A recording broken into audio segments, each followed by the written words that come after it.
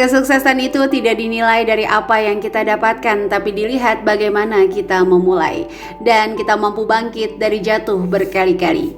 Assalamualaikum warahmatullahi wabarakatuh. Ahlan wa sahlan di channel Keluarga Bun Ai, keluarga yang bercita-cita selalu bersama sampai surga.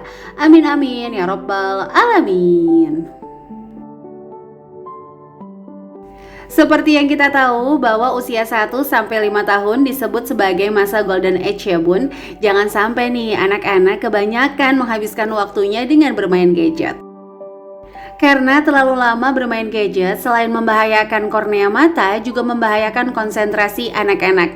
Makanya jangan heran kalau misalnya mereka itu pas bermain gadget agak susah berinteraksi. Nah, tapi nggak bisa dipungkiri ya, kadang-kadang bukan anak yang asik bermain gadget, tapi orang tua cenderung tidak mau repot.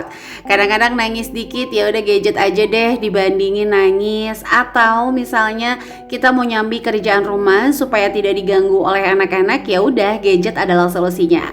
Tapi sekarang nggak lagi, buat bunda-bunda nih yang lagi cari cara gimana sih untuk mengalihkan anak dari gadget ke permainan yang jauh lebih edukatif. Nah, ini Bun Ai ada referensi mainan edukatif yang bentuknya tuh kayak lembar kerja tapi benar-benar kayak bermain. Jadi anak-anak seolah-olah bermain padahal secara alam bawah sadar konsentrasinya mereka itu terlatih. Nah, untuk mainannya sendiri ini tuh kayak lembar kerja dan harganya tuh terjangkau banget, sekitar 58.000. Tapi kayaknya kalau di marketplace bisa dapat free ongkir dan juga lebih murah. Tapi ini Bun Ai saranin aja ya, supaya enak belinya konsultasi dulu nih via IG. Nanti untuk linknya Bun Ai taruh di description box. Nanti kalau udah teman-teman menentukan kira-kira mau yang worksheet apa nih, karena kan dia ada berbagai macam volume ya.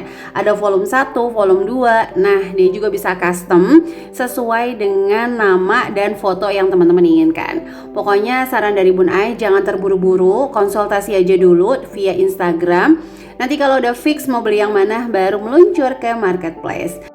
Nah, ini tuh buku birunya Bun Ai ya teman-teman. Itu ditulisin sama Rafa Sketsa Bunda. Karena dia doa banget, mudah-mudahan channel kedua juga bisa gajian setiap bulan kayak channel Keluarga Bun Ai. Amin. Jadi Rafa tuh kayak gitu. Dia selalu bilang, Bun Ai ngajarin ya, kalau kita punya apa-apa itu kita tulis supaya nanti kalau kita jatuh, kita punya kekuatan untuk bangkit kembali. Jadi kayak kemarin sketsa Bunda, dia tuh merhatiin Bunda nggak upload masakannya. Terus dia kayak nulis di sini. Pas Bun Ai tanya, kok ditulis bang? Tulisnya kok sketsa Bunda bukan Keluarga Bun Ai. Terus jawaban itu bikin kayak shock. Ya supaya kamu pas bikin Keluarga Bun Ai juga ingat punya channel lagi yang harus kamu perlakukan sama. Alias jangan males-males upload Bunda. Kan videonya Bunda goyang-goyang, jadi harus semangat.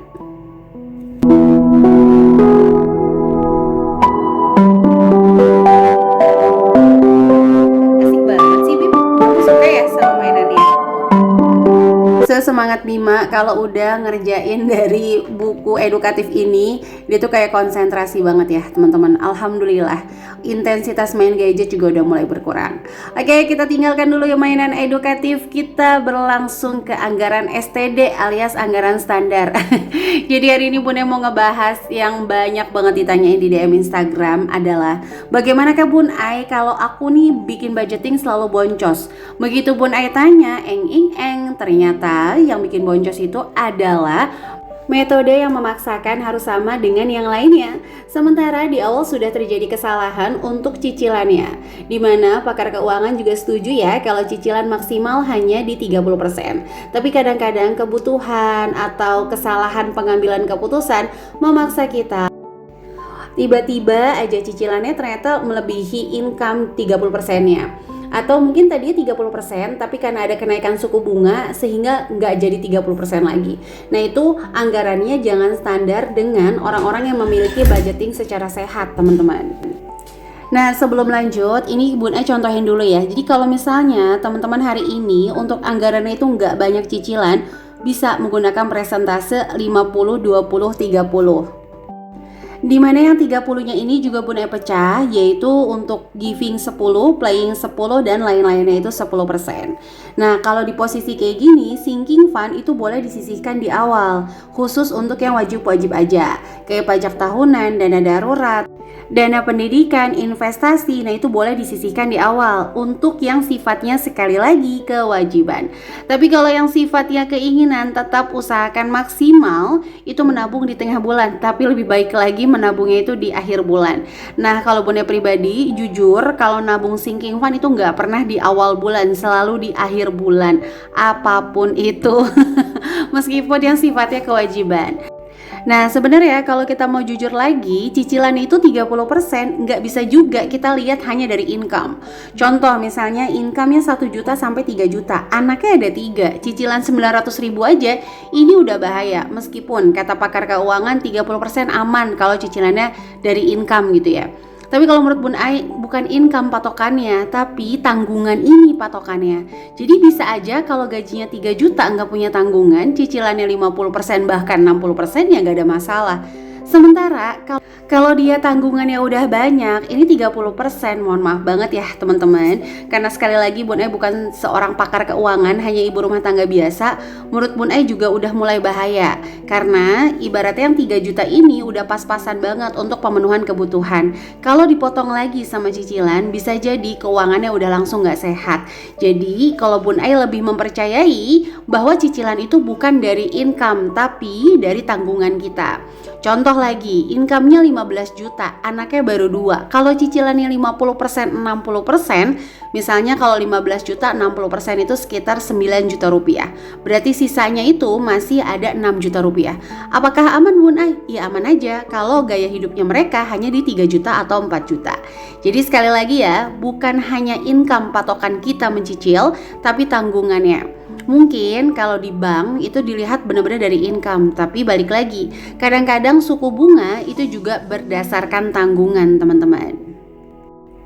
Bisa aja kita dapat suku bunga promo, kalau dilihat kita secara cicilan tuh nggak bakalan macet. Contoh orang-orang yang pensiunan itu kan bisa dapat suku bunganya murah ya, karena dilihat nggak mungkin macam-macam, gajinya itu pasti selalu ada, tinggal dipotong. Tapi kalau mungkin kita yang kerjanya di swasta, untuk dapat bunga step up kalau nggak salah, itu juga nggak gampang di bank teman-teman, karena swasta itu masih ada resiko tiba-tiba terjadi pemutusan kontrak kerja. Meskipun udah karyawan tetap, selalu ada resiko. Oke, kita langsung aja ya masuk budgeting cicilan kalau udah mulai banyak. Gimana sih Bun Ai? Kalau di Smart Mom Class, Bun Ai selalu bilang fokuskan pada cukup, tidak membuka pintu hutang lainnya. Ini udah poin paling penting teman-teman. Karena banyak orang tuh ngerasa budgeting itu adalah ngatur uang, sebenarnya bukan. Budgeting itu adalah mengatur keyakinan dan mengatur rezeki. Jadi kalau ngatur uang tuh gampang, kasir bisa ngatur uang. Asal pemasukan hari ini sama dengan pengeluaran, misalnya saldonya itu oke, ya udah selesai. Tapi kalau budgeting tuh enggak, budgeting tuh ngatur keinginan. Nah, keinginan ini yang harus kita kendalikan sedemikian rupa. Jangan sampai keinginan untuk menabung yang tinggi membuat kita kufur dan tidak menikmati hari ini, tidak bersyukur dengan keadaan yang sekarang, atau hutang yang terlalu banyak membuat kita itu terkukung di situ-situ aja. Kayak ngerasa, ya udahlah, aku mah hutangnya udah banyak, udah suram lah hidup aku, udah burem lah hidup aku. Nah itu sama ya kayak olahraga, nggak peduli sebesar apapun badan kamu nih, kayak Bun Ai pribadi masih suka jalan-jalan pagi, padahal mah nggak imbang sama kalori yang dimakan kan. Curhat Bun Ai, nggak ya teman-teman, nggak peduli sesakit apapun keuangan kamu hari ini, tetap bikin budgeting. Jadi kalau di Smart Mom Class Bun Ai bilang yang cicilannya banyak, please banget fokus pada tidak membuka pintu hutang lainnya. Dan yang kedua adalah fokuskan menabungnya hanya satu wadah. Jangan sama-samain budgeting kamu sama orang lain. Kok dia gajinya 4 juta, gajinya 2 juta, gajinya 3 juta, tapi bisa ya bikin sinking fund? Please banget. Yang diupdate di media sosial adalah sisa dia dari menahan keinginan. Waktu dia boros untuk keinginan itu nggak diupdate teman-teman. Cepet banget kan dubbingnya. Ini kalau jujur di bawah kaki udah sambil goyang-goyang nih Bun Ai. Tukang jahit bukan, goyang-goyang kaki ya, goyang-goyangin si Agni supaya nggak berisik teman-teman. Jadi kayak agak ngebut ya. Mohon maaf sebelumnya. Oke, balik lagi. Coba deh berhenti dari sekarang itu membandingkan antara beban kita dengan beban orang lain. Karena Allah tuh udah jamin kok, nggak akan dibebani kita itu melebihi batas kemampuan, kecuali kita membebani diri sendiri. Dengan apa? Yaitu tadi keinginan yang nggak berkesudahan, gengsi yang seolah nggak mau diturunkan, ibaratnya shock mental yang nggak mau dibayarkan. Maksudnya apa sih Bunda shock mental kayak gini teman-teman? Misalnya hutangnya banyak, mau nggak mau nih kita harus berhemat, benar-benar berhemat untuk bisa membayar hutang dengan cepat. Anggaplah rasa sakit kita berhemat, ibaratnya yang harusnya bisa makan pakai ayam terus tiba-tiba jadi pakai tempe. Rasa sakit ini membayar kesalahan atau membayar dosa lah bahasanya atas dasar kelalaian kita untuk mengatur budgeting sebelumnya atau masa lalu kita. Jadi anggap itu semuanya untuk membayar rasa sakit ini tuh membayar keteledoran kita yang kemarin. Jadi mau nggak mau kita harus shock mental. Shock mental itu yang tadi Bun Ai bilang, harus yang tadinya nggak bisa harus bisa karena aku ada utang yang mau aku lunasin. Aku mau keluar dari lingkaran hitam hutang-hutang aku, itu harus banget kita shock mental.